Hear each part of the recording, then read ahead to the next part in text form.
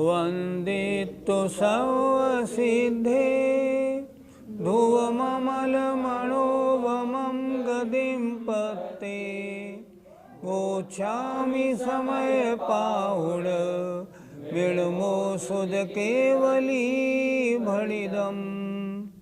पंच परमेष्ठी भगवान की जय। ये बात पिछली ज्ञानशाला में हो गई थी कि जीव भी परिणमन करता है और पुद्गल भी। अब जीव अगर ज्ञानी है तो उसका परिणमन ज्ञान में होता है, और जीव अज्ञानी है तो उसका परिणमन अज्ञान में होता है। ये आगे बताते हैं।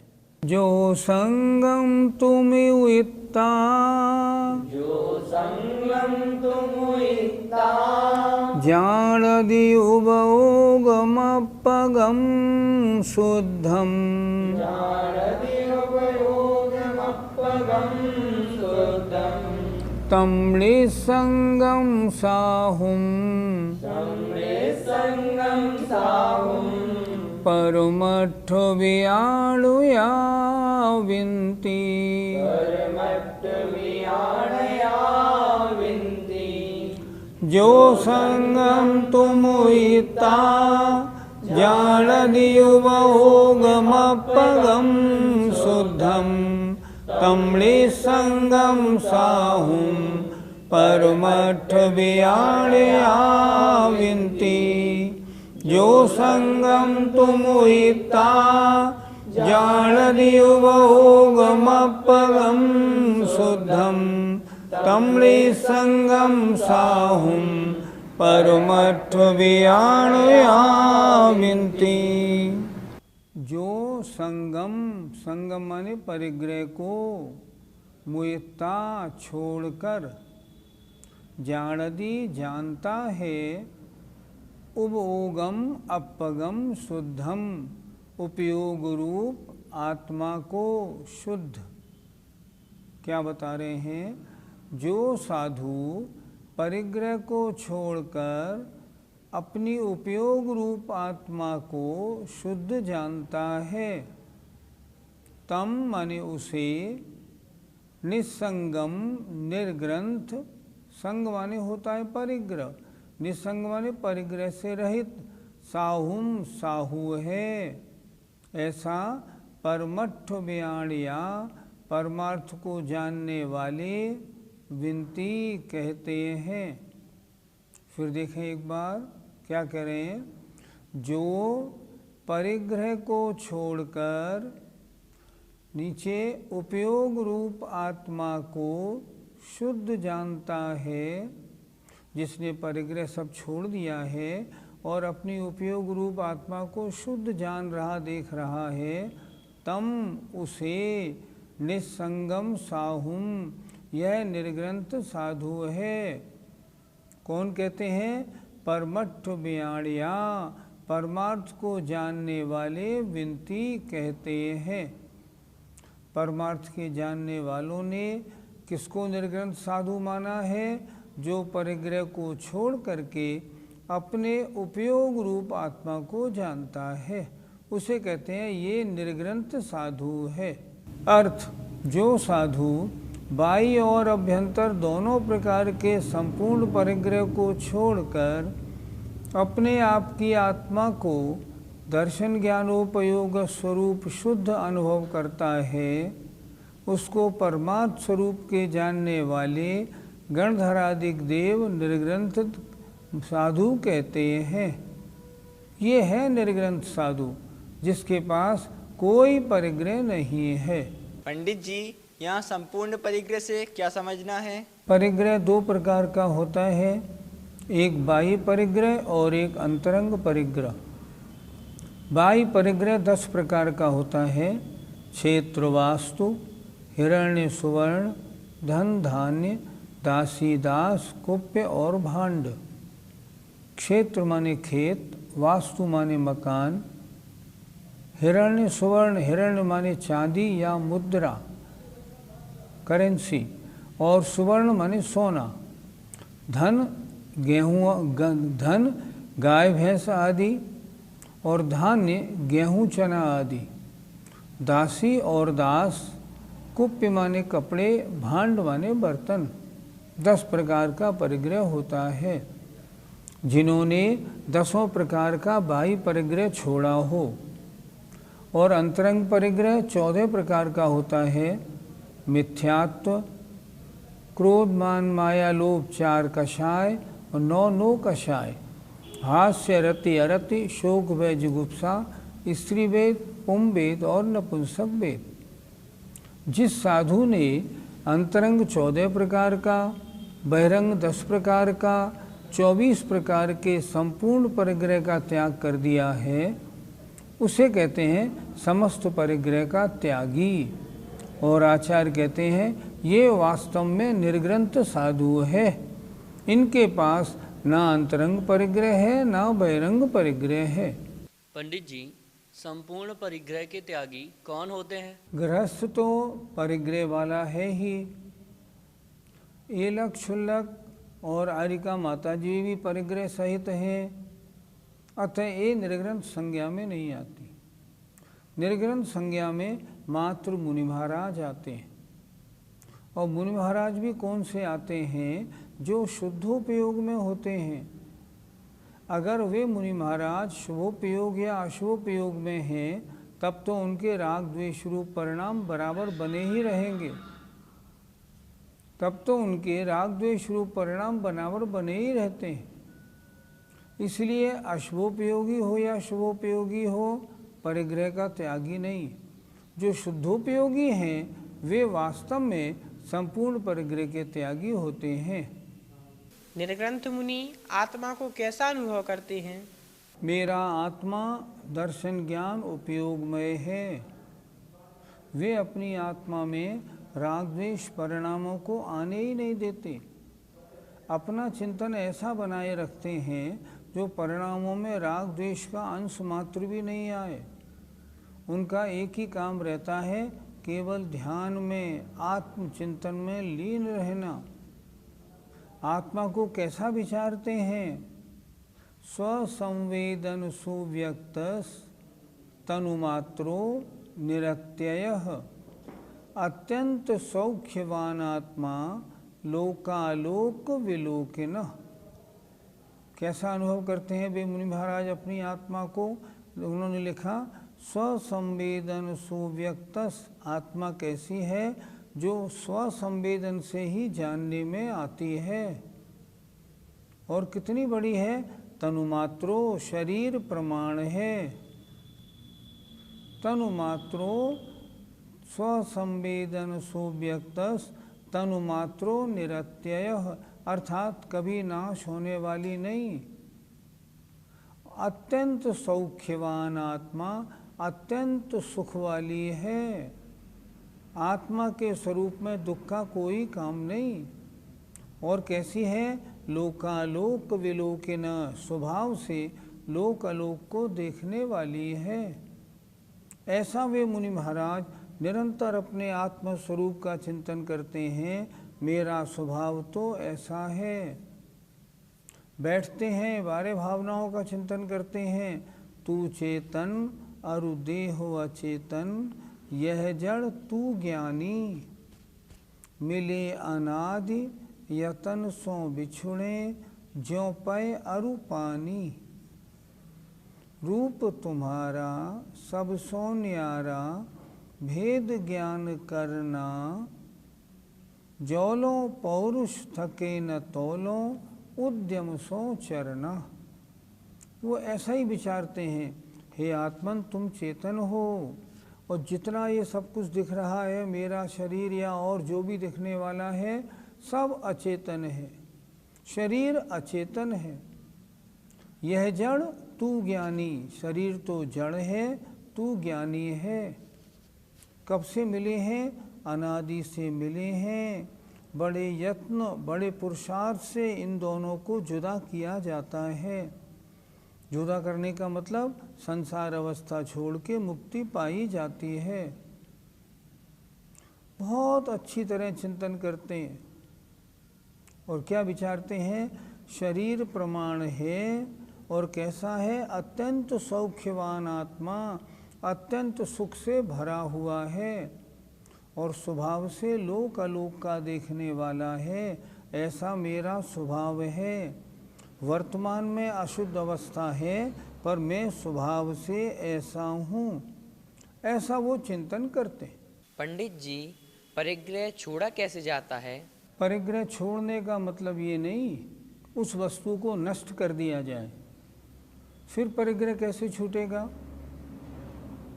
मान लो मैंने इस मकान से ममत्व हटा दिया, मान लो मैंने इस मकान को बेच दिया, अब मेरा इससे ममत्व नहीं, तो क्या मकान को मैं नष्ट करूँगा? नहीं। अपने चिंतन में ये वस्तु मेरी नहीं है, ये वस्तु अन्य की है, इतना मान लेना ही उस परिग्रह को छोड़ना होता है। अर्थात परिग्रह से ममत्व परिणाम नहीं होना। तत्वार्थ सूत्रकार ने परिग्रह की परिभाषा क्या लिखी? मूर्छा परिग्रह। मूर्छा ममत्व परिणाम, यह वस्तु मेरी है, ऐसा जो परिणाम है उसका नाम परिग्रह है। उससे ममत्व होना परिग्रह है। तो जिस वस्तु से अपने को अलग हटना हो, जिस वस्तु का त्याग करना हो, ये मेरी नहीं है ऐसी धारणा बना लीजिए, परिग्रह का त्याग हो गया। परिग्रह तो चारों ओर भरा हुआ है, उसे छोड़ के कहाँ जाएंगे? जहाँ जाएंगे वहीं परिग्रह मिलेगा। बस करेंगे ऐसे, जहाँ भी ठहरेंगे, जहाँ भी रहेंगे, जहाँ भी जाएंगे, किसी वस्तु से अपना ममत्व नहीं जोड़ेंगे। इसका नाम है वस्तु का त्याग करना, वस्तुओं से निर्ममत्व हो जाना। पंडित जी, निर्गुण शब्द का अर्थ क्या होता है? जैसे निर्मल माने मल रहित, जैसे निर्मम माने ममता रहित, वैसे ही निर्ग्रंथ का मतलब होता है ग्रंथ माने परिग्रह, परिग्रह रहित। जो अंतरंग और बहिरंग दोनों परिग्रहों से मुक्त है, दोनों को छोड़ चुका है, जिसका अब दोनों में से किसी के प्रति रंच मात्र लगाव नहीं है, वह मुनि वास्तव में निर्ग्रंथ साधु है। पंडित जी, क्या कोई साधु मोबाइल, लैपटॉप आदि अपने पास रख सकते हैं? फिर वे निर्ग्रंथ कैसे कहलाएंगे? निर्ग्रंथ का मतलब होता है अंतरंग बहिरंग परिग्रहों से रहित। अब उनके पास अगर मोबाइल या लैपटॉप है तो परिग्रह तो उनके पास है, फिर निर्ग्रंथ की कोटि में, मुनि की कोटि में नहीं आते, निर्ग्रंथ नहीं कहलाते। अगर वस्तु है तो उससे ममता है, ममता है परिग्रह है, फिर कैसे? नहीं, फिर मुनि की कोटि में नहीं आएंगे। इसलिए कोई मुनि भी तिल तुष्मात्र परिग्रह नहीं रख सकता। आचार्य कुंद महाराज ने तो बहुत ही स्पष्ट कहा है, मुनि महाराज के पास 3 चीज़ें, पीछी, कमंडलू और शास्त्र। इसके अलावा अगर कोई चौथी चीज़ है तो वो मुनि नहीं। उन्होंने लिखा, जय ले अप बहुयम तत्तो पुण्जाय निगोदम। कितनी मार्मिक बात लिखी है उन्होंने। अगर कोई साधु अपने पास में एक तिल के छिलके के समान जरा सा रंच मात्र सा परिग्रह भी रखता है तो वह निगोद जाता है। तो आप तो मोबाइल और कंप्यूटर और लैपटॉप की बात कर रहे हैं, मैं कह रहा हूँ वो छोड़ो, अगर किसी के पास आलपिन भी है तो भी परिग्रह है। निर्ग्रंथ का मतलब होता है समस्त परिग्रहों से रहित तो होना। गाथा 131 का पद्यानुवाद पढ़ते हैं। हो अंतरंग बहिरंग निसंग नंगा, जो लीन आत्मरति में बन के अनंगा, साधु निसंग व निश्चय से कहाता, ऐसा कहे सब पदार्थ यथार्थ ज्ञाता। एक शब्द आया है अनंगा। अनंगा माने शरीर रहित। जो आत्म ध्यान में आत्मरति में लीन है, बन के अनंगा, अंग से दूर, शरीर से अलग हटके, शरीर को अपना न मानता हुआ, वह वास्तव में निसंग, वह है निसंग। निसंग माने परिग्रह रहित। आइए गाथा नंबर 132 देखते हैं। जो मोहम तुम इता, जो मोह णाण सहावाधियं मूलदियादम् तं जिदमोहं साहुं परमठ वियाणुया विन्ति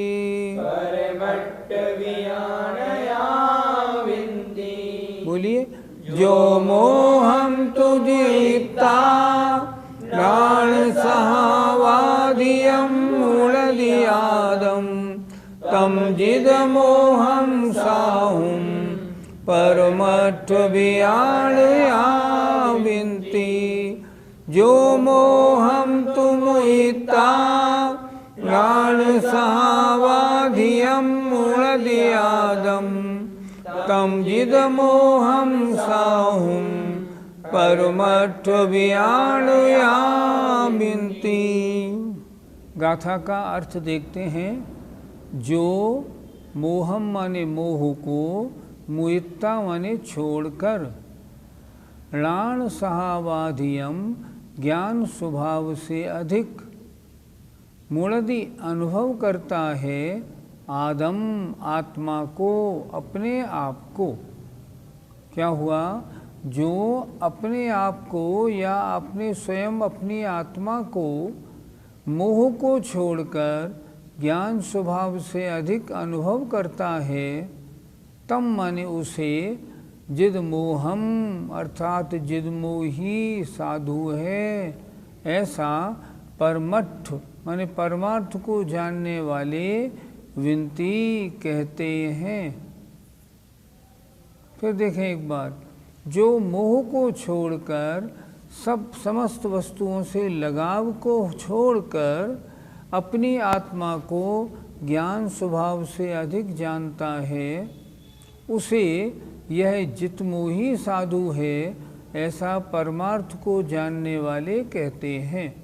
अर्थ, जो पर पदार्थों में होने वाले मोह को छोड़कर अपने आप को निर्विकल ज्ञान स्वभाव से अधिक अनुभव करता है, परमार्थ के जानने वाले तीर्थंकरादिक परमेष्ठी उसी जीव को, परमार्थ का जानने वाला उस साधु को मोह रहित कहते हैं। पंडित जी, साधु मोह को कैसे छोड़ते हैं? मोहनी के दो भेद, दर्शन मोहनी और चारित्र मोहनी। मिथ्यात्व का त्याग कर दिया तो उन्होंने दर्शन मोहनी को छोड़ दिया। अब चारित्र मोहनी में आती हैं 25 कषाएं। तो जो साधु होते हैं उनके अनंतानुबंधी अप्रत्याख्यान प्रत्याख्यान ये 12 कषाएं तो होती नहीं, संजलन और 9 कषाएं होती हैं। इन दोनों में भी वे लगे नहीं रहते, यदा कदा होती हैं वो अलग बात है, लेकिन इसमें वे उलझते नहीं हैं, इस रूप परिणमन नहीं करते। कभी भी होती हैं तो वो समझिए अबुद्धिपूर्वक थोड़ी बहुत होती हो तो होती हों, लेकिन जो वीतरागी साधु होते हैं ना, उनके तो वो भी नहीं होती, उनके तो रंच मात्र भी मोह अपना असर नहीं दिखाता। उन्हें कहते हैं ये निर्मोह साधु हैं। पंडित जी, ज्ञान स्वभाव से अधिक, इससे हम क्या समझें? बहुत से गुण ऐसे होते हैं जो अन्य द्रव्यों में भी हैं और जीव में भी हैं, जैसे अस्तित्व, वस्तित्व, प्रमेयत्व, प्रदेशवत्व, अव्यावादत्व आदि। तो ये गुण अन्य में भी हैं और जीव में भी हैं। पर जीव की पहचान किस गुण से होती है? ज्ञान स्वभाव से। जीव किसे कहते हैं? जो जानने देखने वाला हो। अगर हम ये कह दें जीव वो है जो अमूर्तिक है, नहीं, ये नहीं बना। क्यों नहीं बना? अमूर्तिक तो धर्म, धर्म, आकाश, काल ये भी है, तो उससे अधिक नहीं माना गया।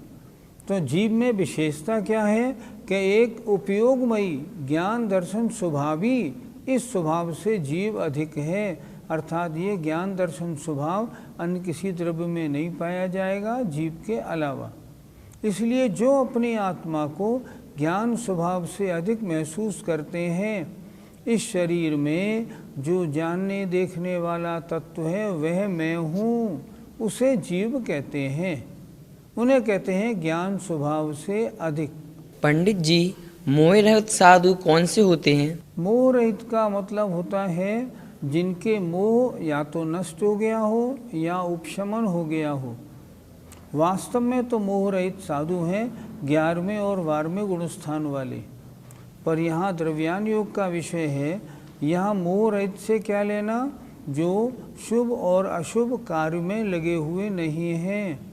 कैसे हैं? शुद्धोपयोगी साधु जो है ना, जो राग द्वेष से परे हो गए हैं, संकल्प विकल्प से रहित हो गए हैं, ऐसे मुनि महाराज को कहते हैं निर्मोही साधु। इन्हें किसी से कोई लगाव नहीं, अर्थात शुद्धोपयोगी साधु निर्मोही साधु कहलाते हैं। पंडित जी, क्या वर्तमान में कोई निर्मोही साधु हैं? पंचम काल हीन संगणन का काल है। यहाँ साधना बहुत मुश्किल है। इसीलिए आचार्यों ने कहा है कि पंचम काल का कोई साधु 1 साल तपस्या करे और चौथे काल का साधु 100 वर्ष तपस्या करे तो बराबर है, क्योंकि यहाँ विपरीत परिस्थितियाँ हैं। वर्तमान में निर्मोही साधु होना बहुत कठिन है, लेकिन फिर भी हम निर्मोही साधु का अभाव नहीं कह सकते। निर्मोही साधु का मतलब शुभोपयोग अशुभोपयोग से रहित साधु, अर्थात वे साधु जो शुद्धोपयोग में हैं वो कहलाते हैं निर्मोही साधु। ऐसे साधु भी वर्तमान में हो सकते हैं, हो सकते नहीं हैं, जो यदा कदा शुद्धोपयोग में विचरण करते हैं। देखना हो संत शिरोमणि आचार्य श्री को जाके देख लो, विद्यासागर जी महाराज को। उनके छोटे भाई गृहस्थ अवस्था के समय सागर जी की कितनी सुंदर चर्या है। जब देखो तो ऐसा मालूम पड़ते हैं कि ये अपने में ही रहते हैं। तो वर्तमान में भी ऐसे साधु संभव हैं, ऐसा नहीं कि नहीं हो। आइए 132 का पद्यानुवाद देखते हैं। सम्मोह को शमित भी जिसने किया है, आधार ज्ञान गुण का मुनि हो लिया है। विवित राग जित मोह सुधी कहाते, विज्ञान के रसिक यो हमको बिताते। सम्मोह माने मोहनी कर्म को, शमित जिन्होंने शमन कर दिया है, दबा दिया है, जो मोह से दूर हो गए हैं, और जिन मुनि महाराज ने ज्ञान गुण का आधार लिया हुआ है, सिर्फ अपने को जानने में लगे हुए हैं, ऐसे जो साधु हैं वे वीतराग जितमोह सुधी माने अच्छी बुद्धि वाले कहलाते हैं। कौन बता रहे हैं? विज्ञान के रसिक अर्थात गणधरादिक देव ने ऐसा कहा है। जय जिनेन्द्र। इस कार्यक्रम के पुण्यार्जक परिवार है मानक चंद, कमला देवी, राकेश, नीतू, ऋषभ, सौम्या एवं Ayushi Musharraf, B123, Sethi colony, Jaipur, Rajasthan. Shri Parasnath re rolling mills limited, Durgapur 1, Vardhaman, Paschim Bangal. Amita Jain, wife of Anil Kumar Jain. Sangeeta Jain, wife of Vipin Kumar Jain. Sheel Jain, wife of Narendra Jain. Hitone trading company, Shalimar Bagh, Delhi 88। माता श्री निरंजना बाई सरोदय के स्मरणार्थ Sunanda, wife of professor Umesh Chandra Sarodaya, Nagpur. Rekha, wife of Abhay Kumar Sontakke, Karanja. Madhuri Jain, Nagpur. Nishigandha Band, CA, wife of doctor Shailesh Band, Amravati. Rutika, wife of Saurabh Saroday, Pune. Pushpak Jain, Swastik Band, Spraha Saroday. स्वर्गीय श्री चिमनलाल फूलचंद शाह, स्वर्गीय Kamlaben Chimanlal Shah, doctor Rajnikant C Shah, Leena R Shah, Samarth R Shah, Dhwani S Shah, Nishchal R Shah, Junali N Shah, Aagam, Nirmay एवं नियम शाह, अहमदाबाद, गुजरात। गर्भ गौतम जैन, सुपौत्र अशोक कुमार, रतनलाल जैन, नूतन, गौतम, प्राची, आदित्य, महिमा, सलोनी, निरंजन, अरहन, आराध्य, तारदेव, अंधेरी, मुंबई। श्रीमती संतोष C सिंघई, श्रीमती वर्षा आलोक जैन, श्री आलोक जैन, कुमारी त्रिशला जैन, कुमारी अनमोल अग्रवाल। श्रीमती पूनम जैन, धर्मपत्नी श्री सुभाष जैन। गुणायतन शिखर जी।